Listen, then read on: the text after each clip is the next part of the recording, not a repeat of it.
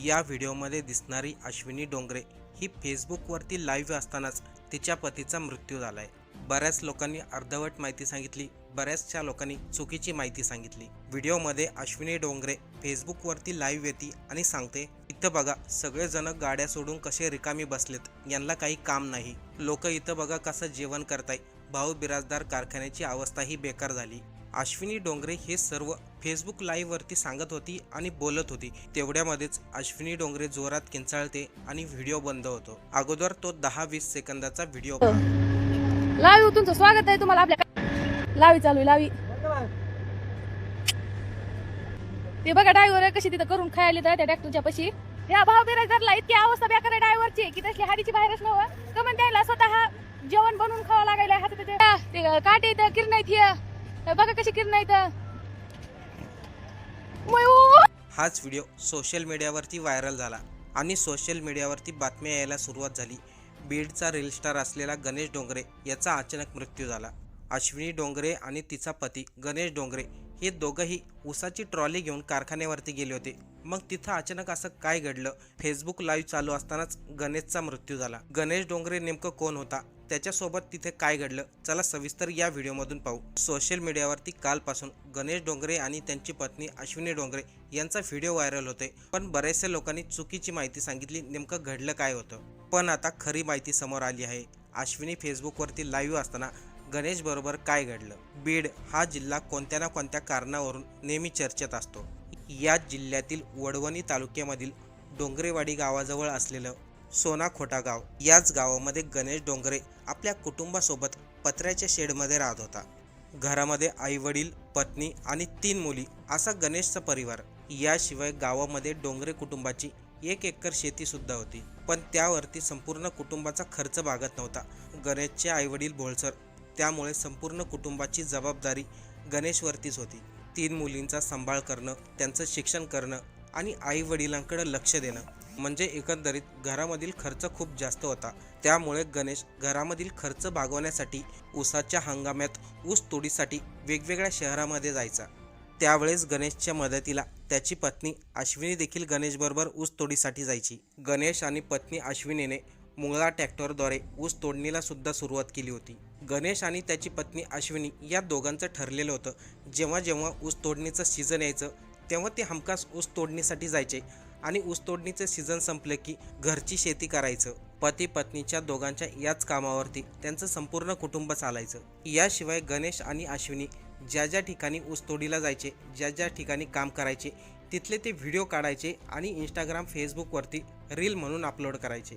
त्यामुळे ऊसतोड कामगार म्हणून गणेश आणि अश्विनीची जोडी बीडसह संपूर्ण राज्यामध्ये फेमस होती। अत्यंत बिकट परिस्थिती असताना देखील चेहऱ्यावरती नेहमी आनंद कसा ठेवायचा हेच अश्विनी आणि गणेश आपल्या व्हिडिओमधून लोकांना दाखवायचे।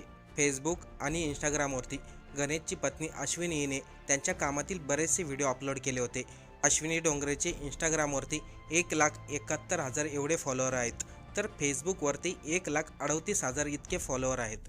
त्यामध्ये कधी दोघं ऊस तोडणीमध्ये काम करत असताना, तर कधी घरामध्ये, तर कधी शेतीमध्ये काम करत असताना व्हिडिओ अपलोड केलेले आहेत। ऊस तोडणीचं काम करत असताना दोघांनीही कोणत्या प्रकारची लाज बाळगली नाही।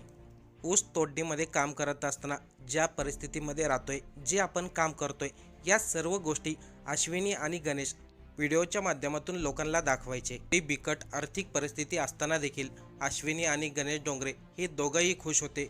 3 मुलींचा सांभाळ करत होते, आई वडिलांचा सांभाळ करत होते। पण अचानक अशी घटना घडली, अश्विनीचा पूर्ण संसारच उद्ध्वस्त झाला। आणि हा सर्व प्रकार सोशल मीडियावरती जो लाईव्ह व्हिडिओ टाकला होता त्याच्यामध्ये रेकॉर्ड झाला। तारीख होती 3 जानेवारी, त्या दिवशी शनिवार होता, दुपारची वेळ।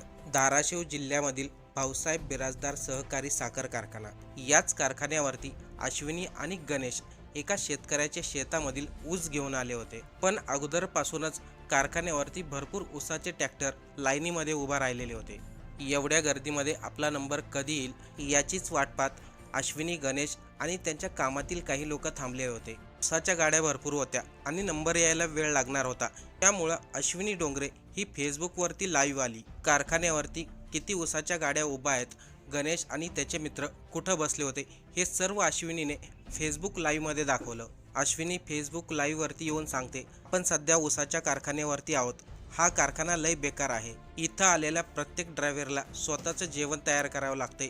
3-4 दिवस कारखान्यावरती ऊसाची गाडी खाली होत नाही. पाचट नसेल तर गाडीला 500 रुपये दंड होतो. अशा बऱ्याचशा गोष्टी ती फेसबुक लाईव्हमध्ये दाखवत होती. पण त्याच्या पुढच्या काही क्षणामध्येच तिचा पती गणेश जिकडे बसला होता तिकडून जोराचा आवाज आला. अश्विनीच्या तोंडामधून किंचाळही निघाली आणि ती तिकडे धावत गेली आणि व्हिडिओही कट झाला. पण तिथे नेमकं काय घडलं हे आता सगळं समोर आलंय. पळत गेलेल्या अश्विनीचा समोरचं दृश्य पाहून थरकाप उडाला होता. कारण की ज्या ठिकाणी गणेश आणि त्याचे मित्र बसले होते त्या सर्वांच्या अंगावरती ऊसाची ट्रॉली पलटी झाली होती. तेव्हा तिथं उपस्थित असलेल्या लोकांनी गणेशला आणि त्याच्या मित्रांना ऊसाच्या ढिगाऱ्यातून बाहेर काढलं आणि तात्काळ हॉस्पिटलमध्ये नेलं. पण तोपर्यंत उशीर झालेला होता. गणेश डोंगरेचा मृत्यू झाला होता. त्याचा अपघात आणि त्याच्या मृत्यूची बातमी संपूर्ण सोनाकोटा गावामध्ये पसरली होती. ज्या वेळेस ही घटना घडली होती त्यावेळेस अश्विनी लाईव्ह आली होती. त्यामुळे त्या घटनेचा व्हिडिओ सोशल मीडियावरती प्रचंड प्रमाणात व्हायरल झाला. आता स्थानिक पत्रकारांनी दिलेल्या माहितीनुसार गणेश डोंगरे यांचा अपघात कसा झाला याबद्दल अजून स्पष्ट माहिती आलेली नाही. पण काहींच्या मते गणेश आणि त्याचे मित्र ज्या ट्रॅक्टर ट्रॉलीजवळ बसले होते त्या ट्रॅक्टर ट्रॉलीला दुसऱ्या एका ट्रॅक्टरने धडक दिली आणि ती संपूर्ण ट्रॅक्टर ट्रॉली गणेश आणि त्यांच्या मित्राच्या अंगावर पडली. तर काही लोकांच्या म्हणण्यानुसार त्या ट्रॉलीमध्ये ऊस प्रमाणापेक्षा जास्त भरलेला होता. त्यामुळे ती ट्रॉली एका बाजूला जास्त झुकलेली होती. त्यामुळे ती ट्रॉली पलटी झाली आणि संपूर्ण ऊस गणेश यांच्या अंगावरती पडला. सध्या या संपूर्ण घटनेचा तपास उमरगाव पोलीस करत आहेत. त्यानंतरच सत्य बाहेर येईल.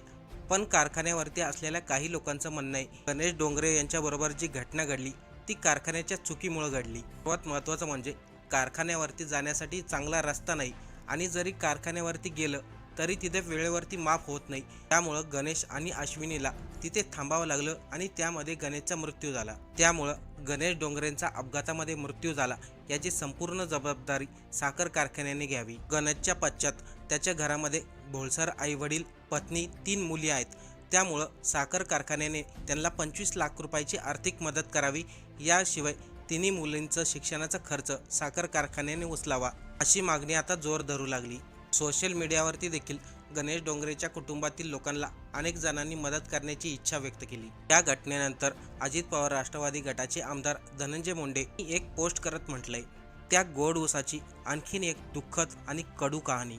बीड जिल्ह्यातील अत्यंत गरीब कुटुंबातील गणेश डोंगरे यांचा धाराशिव जिल्ह्यातील साखर कारखान्यावरती जो अपघात झाला ही घटना अत्यंत दुःखद आणि दुर्दैवी आहे. घरची परिस्थिती अत्यंत गंभीर असली, हालाकीची असली तरी देखील स्वाभिमानाने जगणाऱ्या गणेश डोंगरे यांचा मृत्यू झाला. गणेशचे संपूर्ण कुटुंब उघड्यावरती पडणार नाही याची आम्ही काळजी घेऊ. आम्ही लवकरात लवकर शासनामार्फत गणेश डोंगरेच्या कुटुंबाला आर्थिक मदत मिळावी म्हणून प्रयत्न करू. तसेच ऊसतोड मजुरांचे नेते आणि माजी आमदार राहिलेले केशव आंधळे यांनी सुद्धा गणेशच्या 3 मुलींची शिक्षणाची जबाबदारी घेतलेली आहे. पण आता या सर्व प्रकरणामध्ये कारखाना खरंच गणेशच्या कुटुंबाला आर्थिक मदत करतोय का? कारखान्यावरती योग्य ती कारवाई होईल का? हे सर्व आता पुढील पोलीस तपासामध्ये स्पष्ट होईल.